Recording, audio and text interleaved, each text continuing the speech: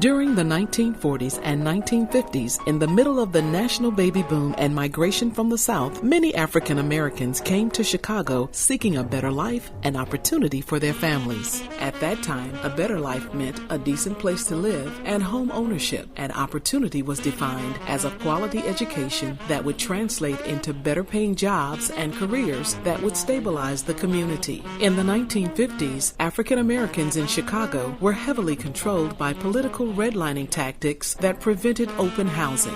In the mid-1950s, African Americans began settling the West Chesterfield community, where new single-family homes were being constructed to accommodate a growing black middle class in Chicago. It don't mean a thing if you ain't got that swing.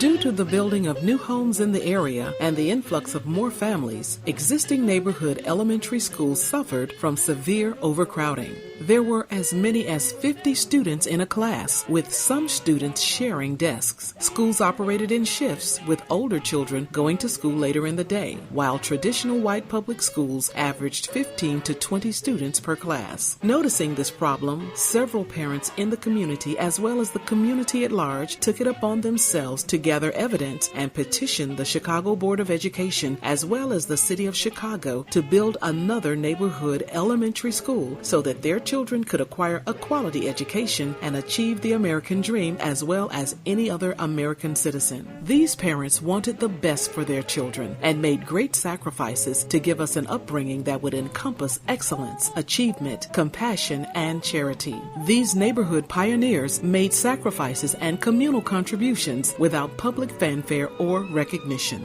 Due to their efforts, the James E. McDade Elementary School for grades kindergarten through 6 was opened September 6, 1961 at 8801 South Indiana Avenue in Chicago.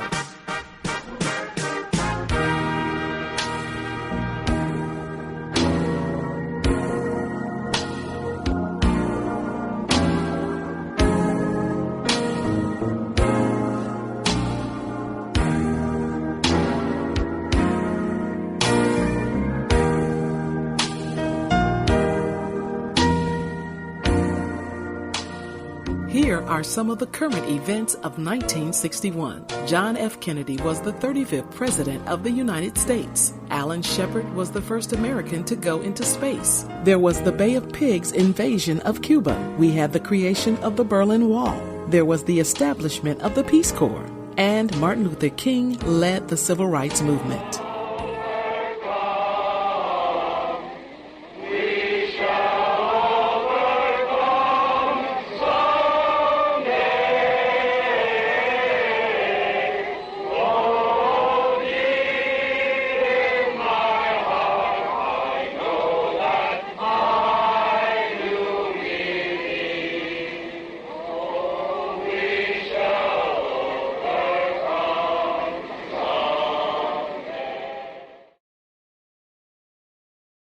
Here are some of the prices of 1961.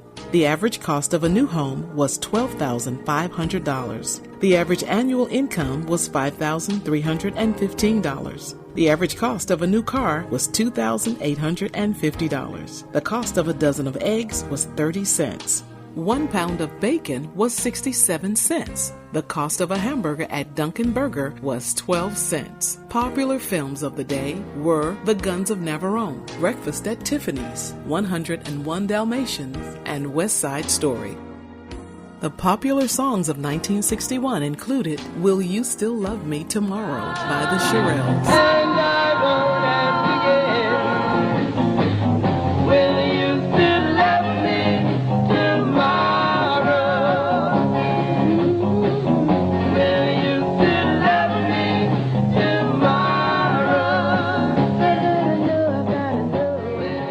tomorrow? Gee Whiz by Carla Thomas. Gee whiz, look at his eyes. Gee. And the Boll Weevil song by Brooke Benton.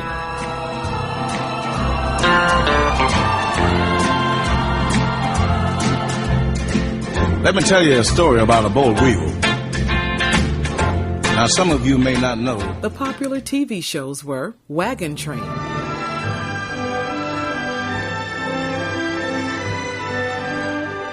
Bonanza,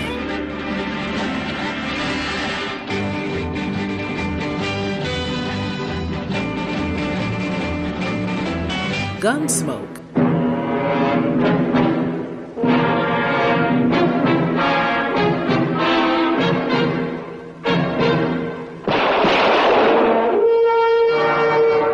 Gunsmoke, starring James Arness as Perry Matt Dillon. Mason,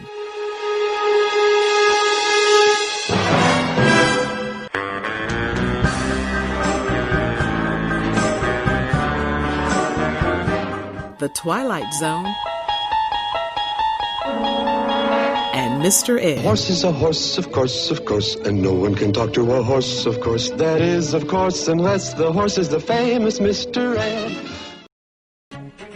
A new school for black students in the city of Chicago was quite a feat at that time. It was quite a change from the dilapidated overcrowding conditions that existed at neighboring elementary schools. At that time in our lives, public schools were the pillars of the community, and the success of the school was a reflection of the community at large. New and well-kept houses with manicured lawns were the rule and not the exception. Neighborhood pride flourished throughout. It was not uncommon for neighbors to take interest in the well-being of all the children in the neighborhood by becoming den mothers, brownie leaders, baseball coaches, piano teachers, and PTA members. They also functioned as communal babysitters, child refreshment stops, block party organizers, and last but not least, disciplinarians. You'd better believe that if you did something wrong away from home, your parents would know about it before you arrived back home.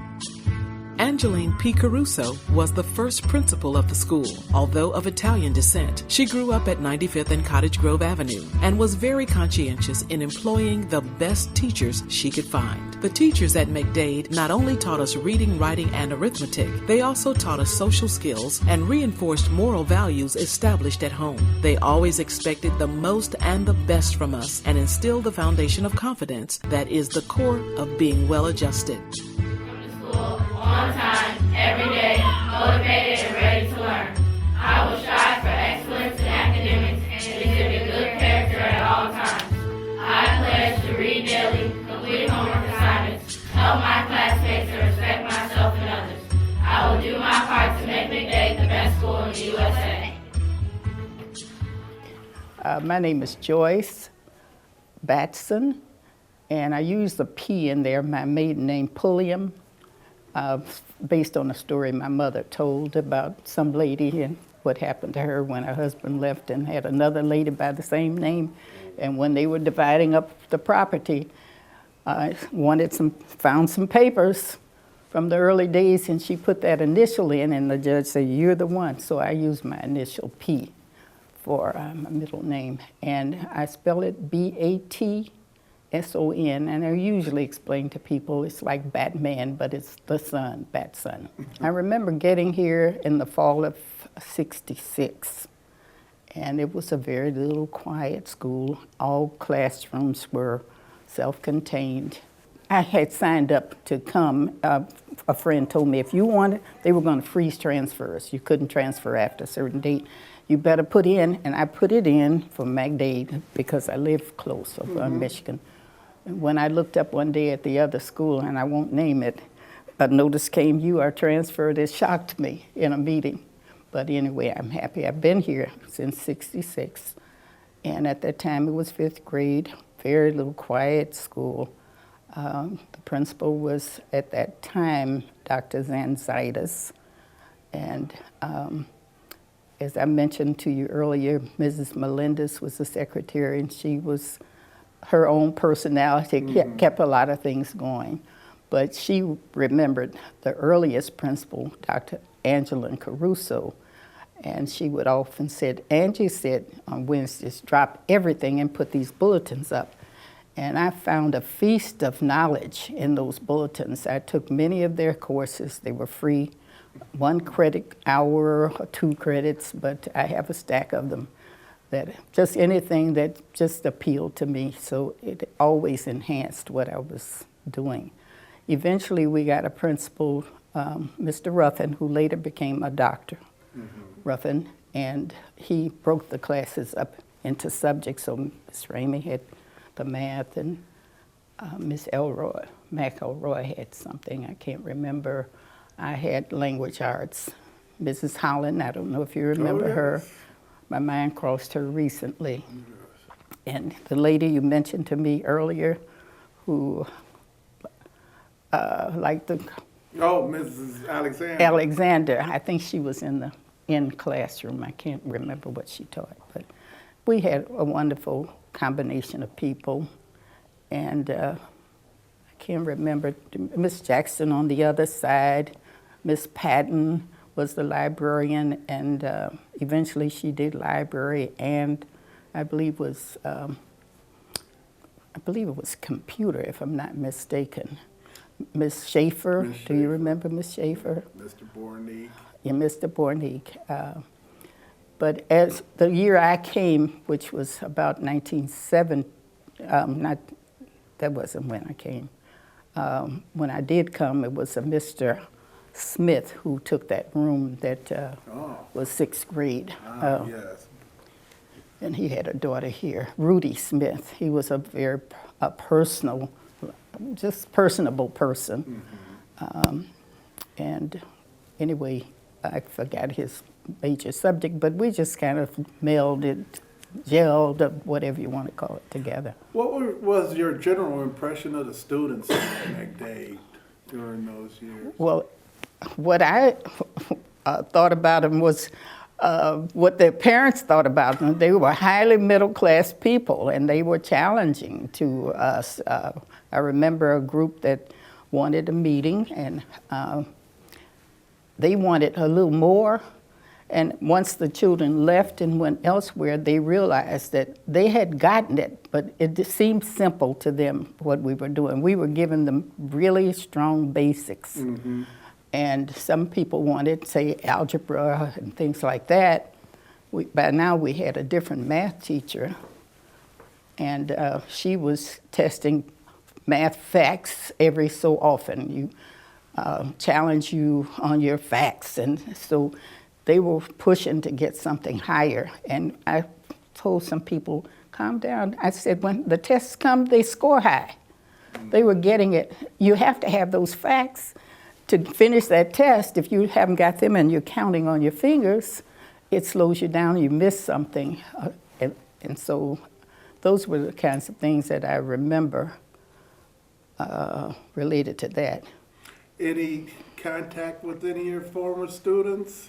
Sometimes, not every once in a while, run into them. One ran for alderperson in this ward this time, finishing from Harvard and all kinds of schools. Princeton, one of the young, I mentioned to you, the Dusters who helped to get this school, one of those young men was out there at Princeton, and something he did in calculus or something, they named something out there for his name, just gave it his name. So this is what keeps me motivated to come up here, because I hear the good. They have all been upstanding people, and the students, it just amazes me what they're achieving. Tell me, how are you occupying your time right now? What's your function with McDade as we speak? Well, when I retired, which will be on the 21st of this month, 15 years ago, and I stayed away for a year, and I said, let me feel what retirement feels like. And then I would drift over here for a program or something, but after that, because I live so close, I've been coming here for the past 14 years on a regular basis. And basically now, for 5 years, I've just been reading aloud to the primary classes. And also 12 years ago, 13, I think, I took junior achievement. I had become the counselor like in '78, and going to some of the conferences, I learned about junior achievement, so I liked how that worked and had some young man to come in to do it. So when I retired, I took the training, and I've been doing that here.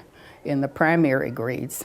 I go back to some scripture I heard, train them up the way they should go, and when they are old, they won't depart from that. So that's why I've taken the younger ones. Even though Mr. Coleman asked me a year or so ago, what about reading to the older children? And I didn't want to be here every day. But I am here at least 2 days for the read aloud, 2 classes in the afternoon, kindergarten both of those days, because I reviewed my junior grade books training about 2 summers ago. And I came in the door talking about it, and the kindergarten teacher said, "Oh, would you do it?" But it was harder because the children are young, they aren't familiar with me or her or anything, so it was hard. And by the time they got comfortable enough to answer those kinds of questions where you think, interpretive questions, it's getting on through the school year. So I just pick things related to whatever is going on. And I know when they enjoy it, especially enjoy it, they clap at the end or come afterwards and give me a hug. So I need that. It Sure. keeps me boosted. Sure. I certainly appreciate you taking some time to talk to us, and really thank you for your contribution to our lives and the success that the students here at McDade have had because of your presence. Well, it's a joy, it's a reward to me to see that they carry it on. It pushes me to try to add a little bit to what their children are getting, so I'm trying to do my part. For the children of the neighborhood, McDade was not just a school, it was a village. The schoolyard was the meeting place after school, and during summer break, the site of many childhood activities, from jumping rope, playing tag, riding the swings, pickup baseball, basketball, and football games. Also, the schoolyard was a court where justice was served. A circle formed by the jurors around 2 litigants occurred quite frequently at 3:15 to settle disputes. Even these fights and arguments normally ended with an obligatory handshake.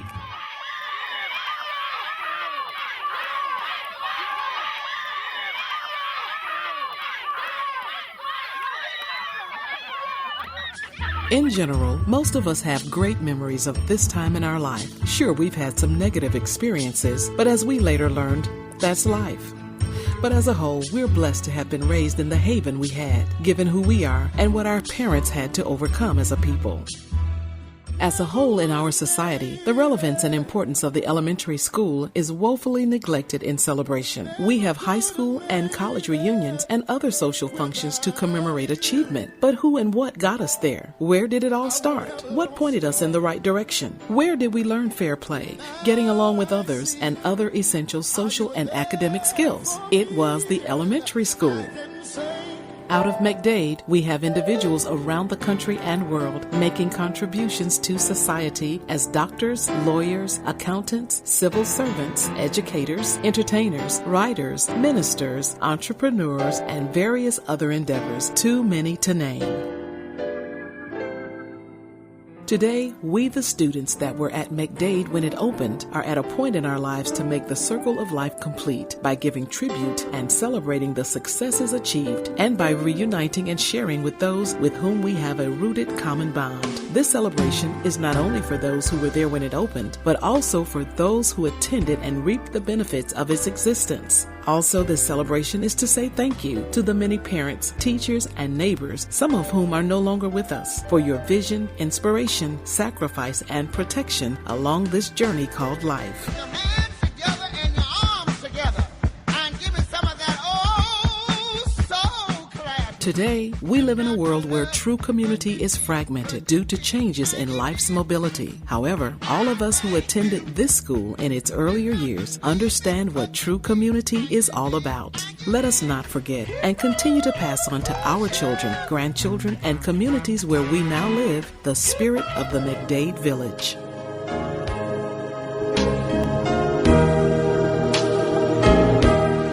From sea to shining sea.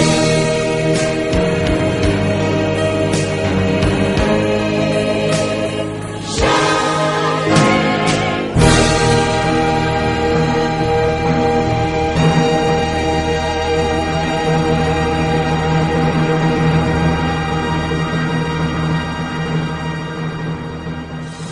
Good citizens were made at McDade.